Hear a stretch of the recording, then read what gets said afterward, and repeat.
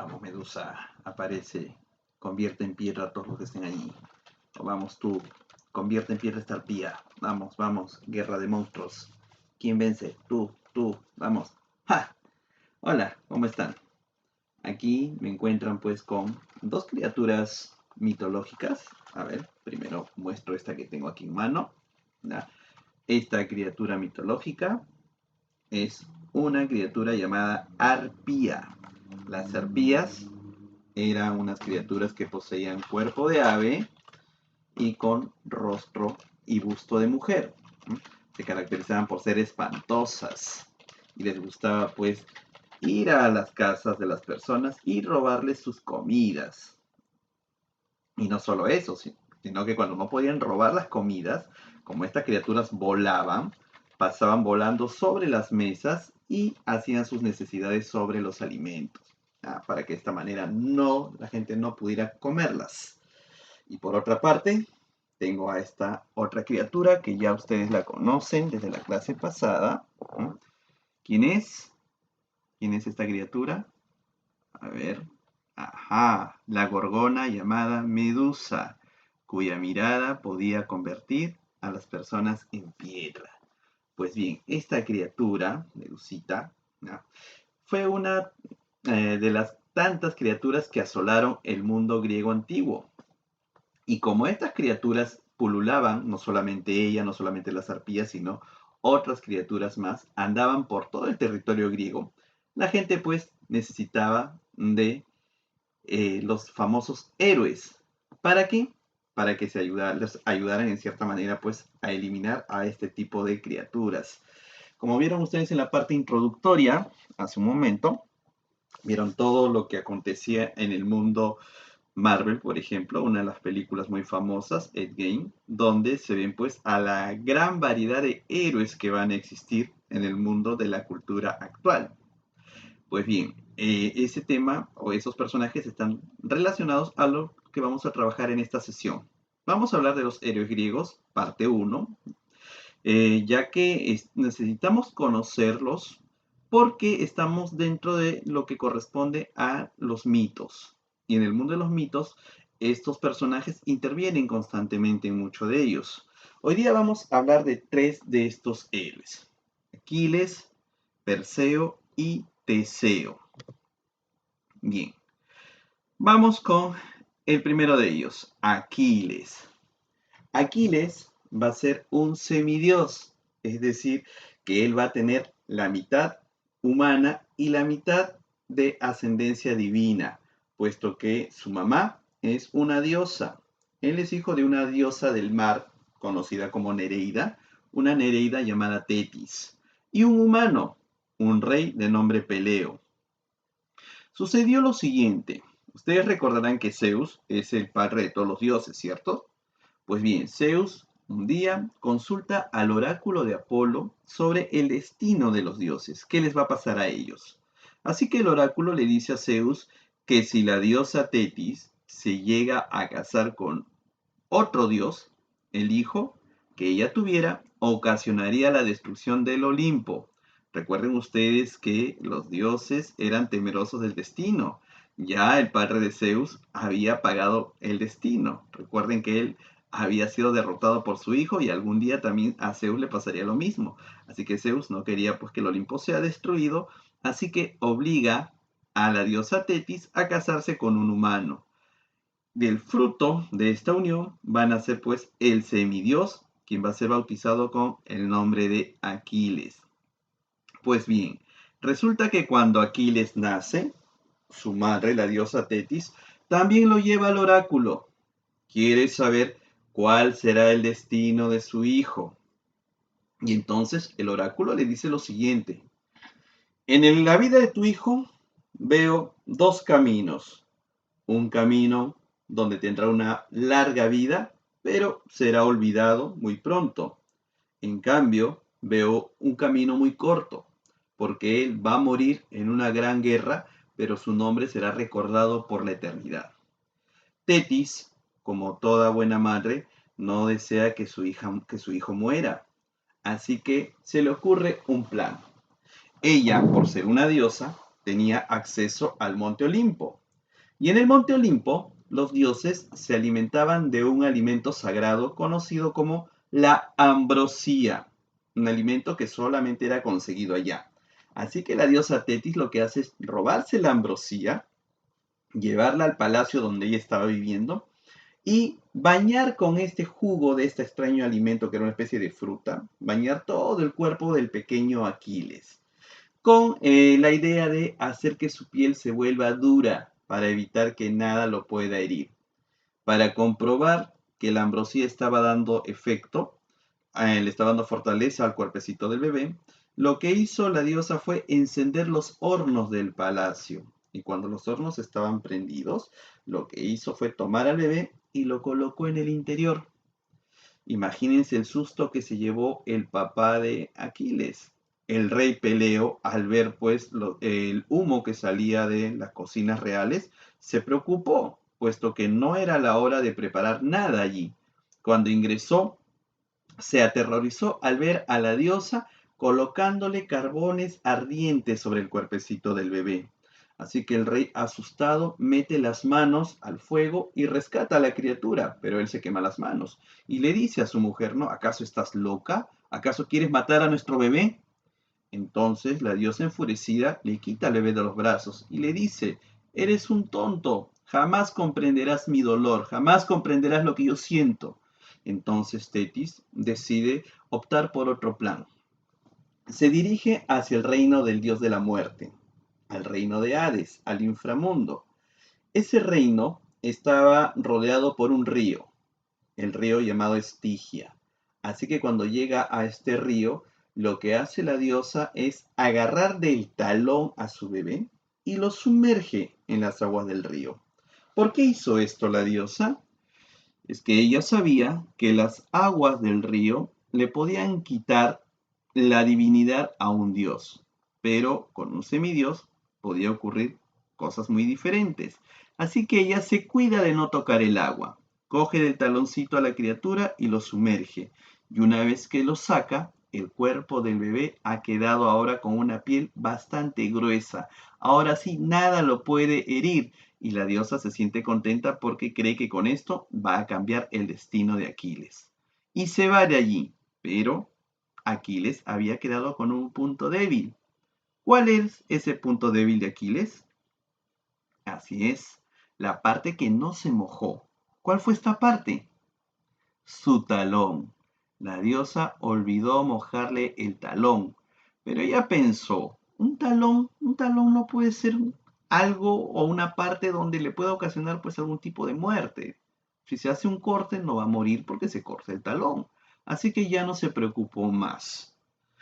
Cuando Aquiles ya fue un jovencito, él pues va a ganar bastante fama porque va a ser un excelente combatiente, va a ser un excelente guerrero. Y es que en el mundo antiguo, en el mundo de los griegos, todos se preparaban siempre para combatir, ya que las guerras eran como el pan de cada día en aquel entonces. Así que Aquiles se vuelve muy hábil en el uso pues de las armas hasta que de pronto estalla una terrible guerra, la guerra entre los griegos y los troyanos, y todos los valerosos guerreros son llamados para asistir a esa guerra.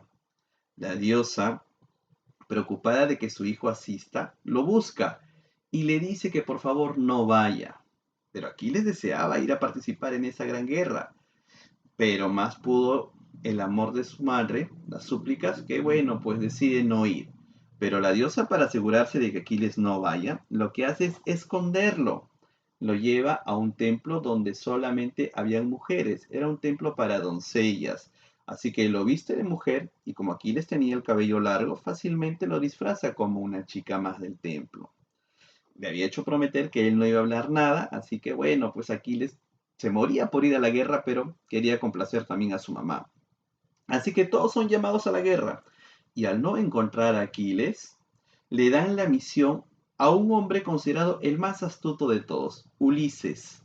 Le encargan la misión de encontrar a Aquiles. Ulises, después de investigar, descubre que Aquiles está escondido allí, en ese templo.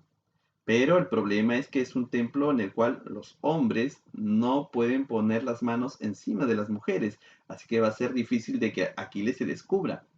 Pero como Ulises era considerado el hombre más astuto, tramó un plan. ¿En qué consistió el plan de Ulises? Pues cuando él llegó a este templo de las doncellas, lo hizo trayendo dos cofres inmensos. Llamó a todas las mujeres a que se acercaran a uno de los salones principales. Cuando todas estaban allí, ordenó a los guardias que abrieran al mismo tiempo estos cofres. Cuando estos cofres fueron abiertos, ¿qué creen que habían en ellos?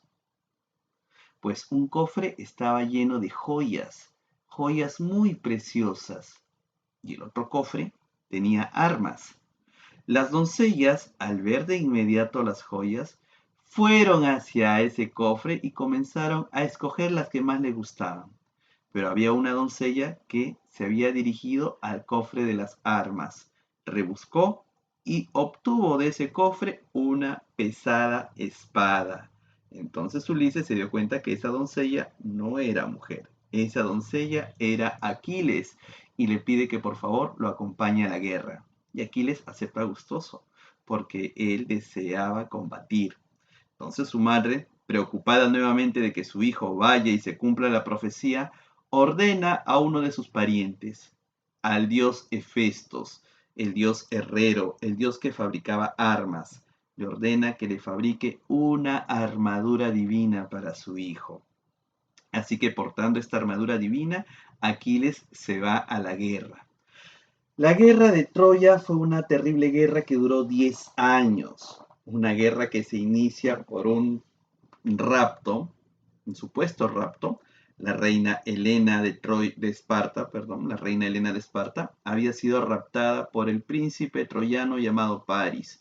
Así que todos los griegos habían ido hacia Troya para rescatarla. Aquiles fue también, y por mucho tiempo él estuvo derrotando a los guerreros troyanos, hasta que de pronto Aquiles ya no decide participar en la guerra. Se había molestado con uno de los generales, así que opta por retirarse. Como Aquiles se retira de la guerra en el noveno año de la guerra, puesto que la guerra duró 10 años, cuando Aquiles se retira, los griegos empiezan a perder, los troyanos empiezan a ganar batalla tras batalla. Entonces, el mejor amigo de Aquiles, un muchacho que estaba bajo, digamos, su supervisión, porque Aquiles era el maestro de este jovencito, llamado Patroclo, le pide que por favor regrese, pero Aquiles no quiere dar su brazo a torcer. Está muy enfadado, así que no quiere volver a la guerra. Entonces, Patroclo le dice que le preste su armadura, para que así los troyanos crean que Aquiles ha vuelto y entonces retrocedan. Aquiles acepta.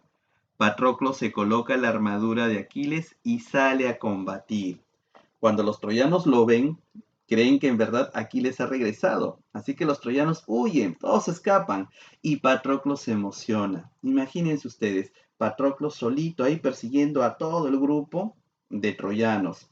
Pero el dios Apolo, el dios de los oráculos, estaba a favor de los troyanos. Así que Apolo dispara una flecha. Esta flecha le levanta el casco a Patroclo y todos los troyanos se dan cuenta del engaño. Imagínense ahora, ahora son los troyanos quienes están persiguiendo al pobre de Patroclo hasta que lo rodean y uno de los príncipes troyanos, el príncipe Héctor, termina por asesinar al mejor amigo de Aquiles. Aquiles monta en cólera al enterarse de esto y decide volver a la guerra. Es allí donde empieza Aquiles a volverse un hombre bastante sanguinario, tanto así que se gana como enemigos a muchos dioses. En el 10.º año de la guerra, cuando finalmente los griegos logran ingresar a la ciudad de Troya, gracias a la astucia de Ulises, nuevamente Ulises participa acá, quien construye un gigantesco caballo de madera, el cual dejan en las puertas de la ciudad y allí en la panza del caballo se habían escondido un grupo de griegos. Cuando este caballo es ingresado a la ciudad, todos hacen fiesta creyendo que ya les ganaron, que ya los derrotaron. Se emborrachan los troyanos y se duermen. Los hombres que estaban escondidos en la panza del caballo descienden, abren las puertas y todos los griegos ingresan y empiezan a derrotar a los troyanos. Es aquí donde Aquiles va en busca de la reina Helena para rescatarla. Llega hasta los aposentos del príncipe Paris, donde se encontraban ambos. Paris era un príncipe que no había tenido práctica en la lucha, por lo tanto le tenía mucho miedo a Aquiles, pero sí sabía disparar el arco y la flecha. Toma una de sus flechas y le dispara, pero Aquiles en el aire parte la flecha con su espada. Aquiles era de temer, así que cuando Aquiles está aproximándose más y más a Paris, Paris ya no sabía hacia dónde apuntar. Es allí donde interviene nuevamente Apolo. El dios Apolo quería que se cumpla el oráculo. Recuerden ustedes, ¿qué le había dicho el oráculo a la madre de Aquiles? Tu hijo morirá en una terrible guerra, pero su nombre será recordado para siempre. Entonces lo que hizo el dios Apolo fue colocar una de sus propias flechas, una flecha del dios, una flecha divina, es colocada en la bolsa que llevaba en la espalda el príncipe Paris. Paris toma esta flecha, la coloca en el arco y sin mirar dispara. Como la flecha no va directo a Aquiles, Aquiles ni siquiera se inmuta, ni siquiera para partirle en el aire, él sigue caminando para matar a Paris. La flecha se va tan lejos, pero es tomada en el aire por la mano invisible del dios. Este la hace girar y la lleva directo hacia el único punto débil que tenía Aquiles. Entonces la flecha se impacta en el talón. Aquiles se arranca la flecha y la rompe, pero mientras más se acerca a Paris, y cuando se acerca obviamente Aquiles lo mata, de inmediato mata a Paris, y quiere salir de la habitación, Aquiles se siente mareado, las fuerzas lo abandonan y cae al suelo muerto. Aquiles muere producto de la flecha divina y se cumple la profecía. Aquiles murió joven en una gran batalla, en una terrible guerra, y su nombre fue recordado hasta el día de hoy. Bien, así que ese es uno de los héroes griegos de aquella época, el poderoso y semidios Aquiles. Pasemos al segundo héroe, Perseo. Bien, nosotros ya sabemos un poco de Perseo por el mito griego que ustedes observaron en la clase pasada sobre el narrador de cuentos, ¿verdad? Ya sabemos que Perseo es el héroe que va a decapitar, le va a cortar la cabeza a ella, pues, ¿no? A la gorgona Medusa. ¿Ah, Medusita? Pues bien, sí, Medusa es decapitada por Perseo. Perseo es un semidios también.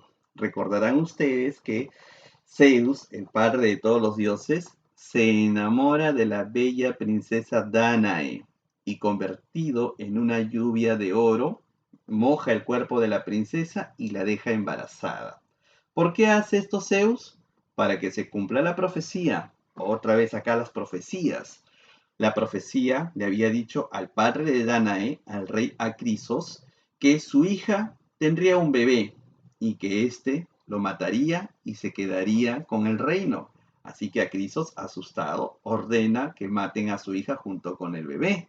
Los arrojan al mar, pero como ustedes ya saben, Zeus es un dios, es el hermano del dios de los mares, Poseidón, así que hizo que ellos, tanto Danae como Perseo, llegaran sanos y salvos a una isla. Es allí donde van a comenzar las aventuras de Perseo. Perseo va a tener como misión decapitar a la gorgona Medusa. Él quiere hacerse de la cabeza de Medusa, primero porque necesita con esta cabeza salvar a su madre. No quiere que su madre, la hermosa Danae, se case con el malvado rey de la isla llamado Polidectes. Así que él hace un viaje y en este viaje él va a recibir ayuda, ¿no? Ayuda pues también de sus hermanos, de la diosa de la sabiduría Atenea y del dios Hermes, el dios mensajero. Va a recibir unas sandalias con alas, el casco de la invisibilidad, una fuerte espada y una bolsa para colocar allí la cabeza de Medusa. Es así como Perseo va a viajar hasta el fin del mundo, decía, ¿no? Lo que conocemos como Finlandia, las tierras hiperbóreas. Va a llegar hasta allá donde habitaban las gorgonas, que eran tres. 3 criaturas monstruosas con serpientes en la cabeza en lugar de cabellos, y que las 3 podían convertir a la gente en piedra, pero únicamente una era mortal, Medusa. Aunque algunos dicen que solamente Medusa también era la única que podía convertir en roca a las personas. Y es que aquí ustedes deben entender que los mitos están bastante diversificados. A veces un mito tiene muchas variantes, por eso es que algunos le dirán no, pero solo una y otros que todas. La cuestión es que aquí la principal de las hermanas era Medusa. Medusa va a ser decapitada por Perseo. Cuando Perseo está regresando de su viaje de haber decapitado a Medusa, va a pasar cerca al país de Etiopía, donde en las costas, en el mar, una princesa llamada Andrómeda había sido encadenada. ¿Para qué? Para ser sacrificada a una terrible bestia marina conocida como Cetus, o en algunas versiones llamada también Kraken. Pues bien, Cetus era un monstruo de una apariencia como una monstruosa ballena, y él iba a devorarse a la princesa como castigo, ya que la madre de Andrómeda, la reina Casiopea, había ofendido a una Nereida. Y no saben quién era esta Nereida. Tetis, así es, Tetis, la madre de Aquiles. Pues resulta que Casiopea había dicho que su hija Andrómeda era más bella que la diosa, y esto la ofendió terriblemente. Así que les dijo a todos que si su hija, la princesa, no era sacrificada a la bestia terminaría por destruir toda la ciudad. Cuando Perseo pasa por allí, se enamora pues de la hermosa princesa y decide ayudarla. En ese instante aparece esta fiera, la cual es convertida en piedra con la mirada mortal de Medusa. De esta manera, Perseo salva a la princesa y se casa y se convierte pues también en rey de Jopa, que era el reino que quedaba en Etiopía. Y en su viaje también había conocido al titán Atlas, un titán que había sido castigado por Zeus. Su castigo consistía en sostener el techo del cielo, es decir, sostener el cielo prácticamente. Así que lo que hace Perseo es convertirlo en montaña con la mirada de Medusa. Ahora que Perseo poseía este poder y que ahora es rey de Jopa, no ambiciona más reinos, perdona a su abuelo, y decide regresar a Argos justamente para hablarle de este perdón. El rey, al enterarse de que su nieto está vivo y que está regresando, teme lo peor, piensa que lo va a matar, así que huye. Cuando Perseo regresa a Argos y no hay rey, la gente, al saber que él es el heredero, lo nombran el nuevo rey de Argos y lo invitan a participar en unas Olimpiadas. Le dan un disco para hacer el famoso lanzamiento de disco y Perseo lanza este disco con todas sus fuerzas. Imagínense cómo es el destino. El disco sale del estadio y busca desesperadamente a su víctima. En el camino, el viejo rey Argos estaba escapando de Perseo. Sin embargo, el disco que Perseo había lanzado busca al rey y lo golpea en la cabeza, eliminándolo, cumpliéndose sin querer de esta manera la profecía. Perseo quedó como rey de Argos y rey de Jopa, y como la cabeza de Medusa era un arma muy poderosa, él decide entregársela a su hermana, la diosa de la sabiduría. Atenea toma la cabeza de Medusa y la introduce en el escudo que ella llevaba. Así que de esta manera nadie iba a obtener ese poder. Entonces aquí ya tenemos a dos héroes, el poderoso Aquiles y acá también a otro poderoso y semidios Perseo, ambos semidioses. Vamos con el tercero de esta clase, Teseo. Ajá, por aquí no confundirlo con los nombres, ¿ah? Perseo, Teseo. Pues bien, Teseo. Teseo es el hijo del rey de Atenas, el rey Egeo. Algunas versiones mencionan que Teseo es hijo de Poseidón, ya que Poseidón estuvo con la madre de Teseo y luego la madre de Teseo estuvo también con el rey Egeo y que por ahí al parecer Teseo no era hijo de este rey sino del dios. Pero las fuentes más, digamos, fidedignas mencionan que en verdad Teseo no era un semidios, que sí era un humano y cuyo padre era el rey Egeo. Pues bien, Teseo se caracteriza desde muy joven por la fuerza y la valentía que demostraba. Él va a derrotar en su juventud a varios bandidos y sobre todo a gigantes que asolaban a las personas en los caminos. Habían gigantes muy crueles.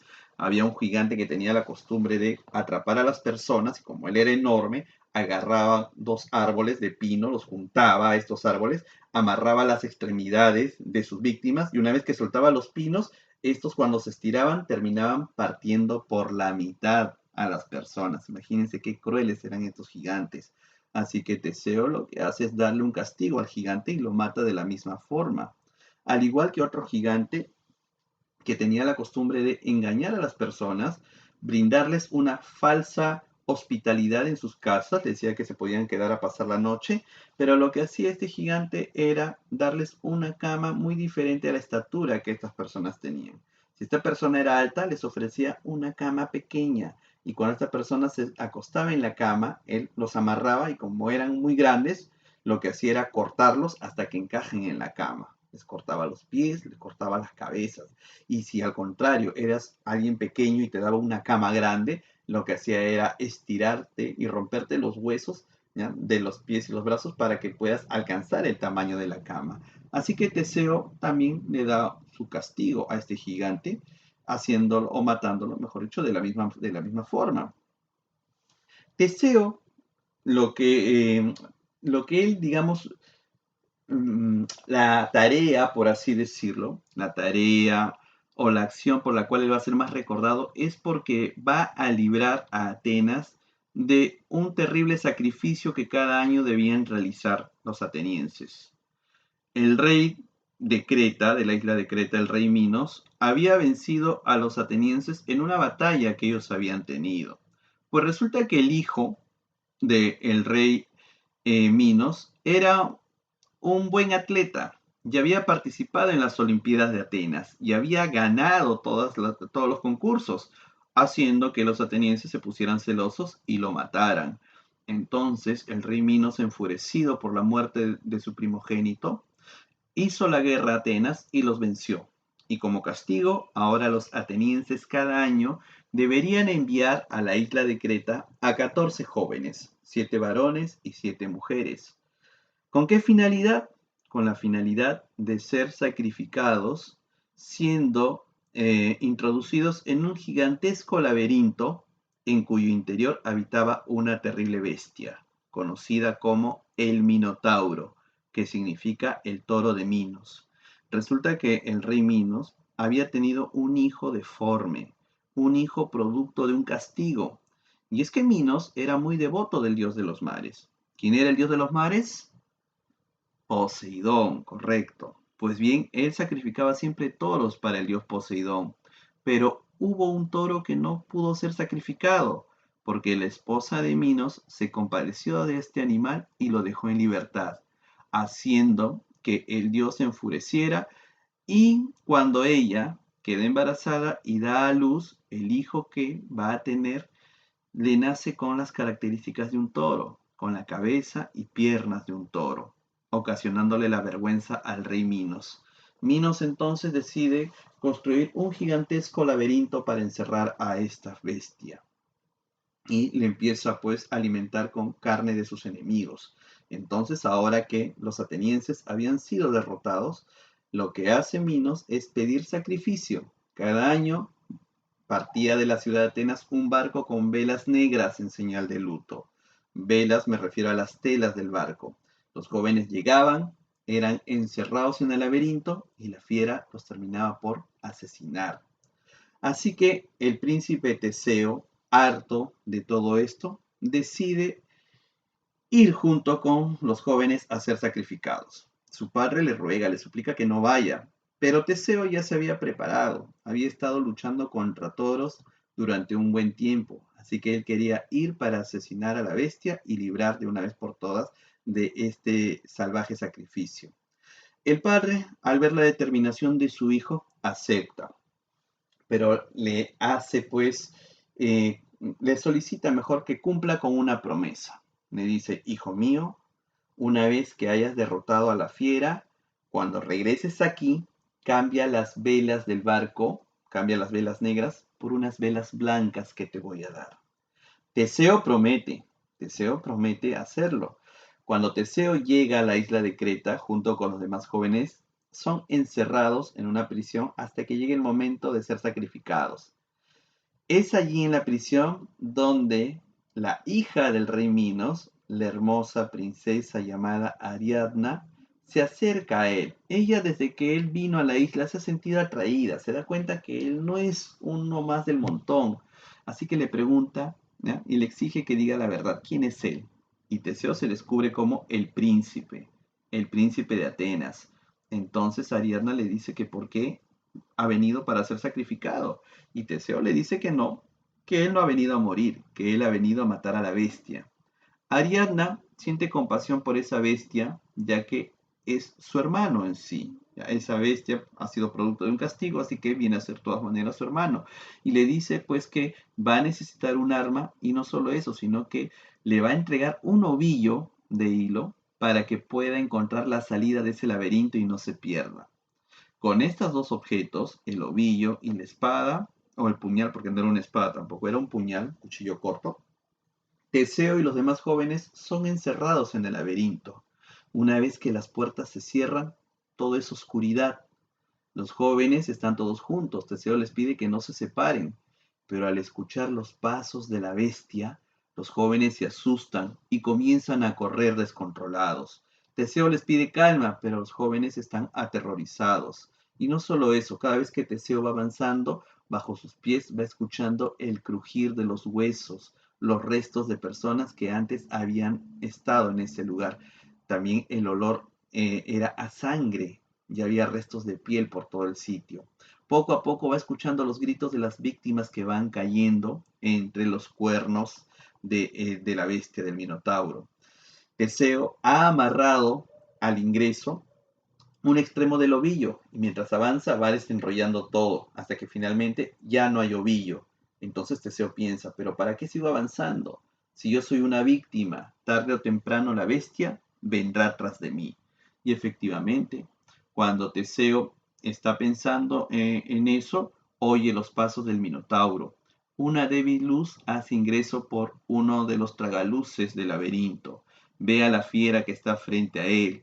La fiera comienza a correr para embestirlo con sus cuernos, pero Teseo ya ha practicado con toros allá en Atenas, así que de inmediato da un brinco y salta por encima de la fiera. La bestia enfurecida da un giro y vuelve a arremeter contra Teseo. En esta oportunidad, Teseo salta y logra colocarse detrás del Minotauro y con el puñal le hace un corte en el cuello. La bestia cae herida y empieza a dar gritos de dolor. Siente que la vida se le va, así que Teseo se acerca y lo remata. Remata al Minotauro y una vez que lo ha eliminado, empieza a llamar para saber si hay más sobrevivientes. Un grupo de jóvenes que no habían sido atrapados por el Minotauro se acercan hasta donde está Teseo y todos salen de allí. Cuando salen del laberinto se encuentran con la princesa Ariadna, quien ya les ha preparado un barco para escapar. Entonces Teseo le dice pues que se irá con ella. Y no solo eso, sino que le hace una promesa. Le dice que cuando lleguen a Atenas, ella será su esposa. Y Ariadna está muy complacida. Cuando ya se han fugado, se detienen en una isla a descansar. Es allí donde Ariadna se queda profundamente dormida y cuando se despierta en la mañana se da con la sorpresa de que ha sido abandonada. Teseo y los demás no están. Teseo no ha cumplido su promesa y entonces Ariadna enfurecida implora la ayuda de los dioses. Y no solo la ayuda, sino el castigo. Ella empieza a gritar y a decirle a los dioses que Teseo es un malvado, que la ha abandonado, que no ha cumplido su promesa. Y al parecer, este pedido, esta maldición se extiende y alcanza a Teseo. Teseo ya está por llegar a casa. Su padre, el rey Egeo, todos los días se acercaba hasta un acantilado de la isla para observar de lejos si venía o no el barco. Y ese día su corazón viejo se emociona porque ve el barco próximo, pero poco a poco su corazón se va sintiendo adolorido. ¿Por qué? Porque divisa las velas negras. Teseo olvidó la promesa. Teseo no cambió las velas negras por velas blancas. Y el rey Egeo, creyendo que su hijo estaba muerto, se lanza desde el acantilado para suicidarse. Cuando Teseo llega a las costas, llega a la playa, encuentra el cadáver de su padre flotando. Entristecido se culpa y para no olvidar nunca a su papá, decide bautizar al mar con el nombre del rey. Desde entonces, el mar de Atenas, esa porción, es conocida como el mar Egeo. Pues bien, tenemos entonces aquí a nuestros tres héroes de la clase de hoy. Recordando, un héroe es aquella persona que se sacrifica por el bienestar de su pueblo.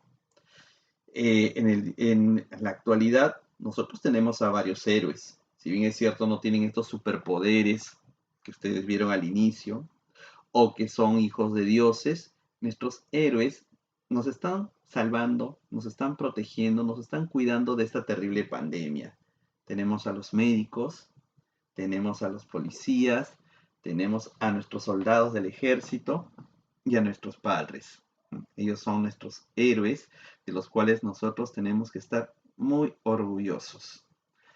Bien, jovencitos, con esto terminamos esta breve clase sobre personajes, héroes de la mitología griega, para ir conociendo poco a poco con detalle y poder ingresar más adelante a lecturas donde intervengan estos héroes del ayer.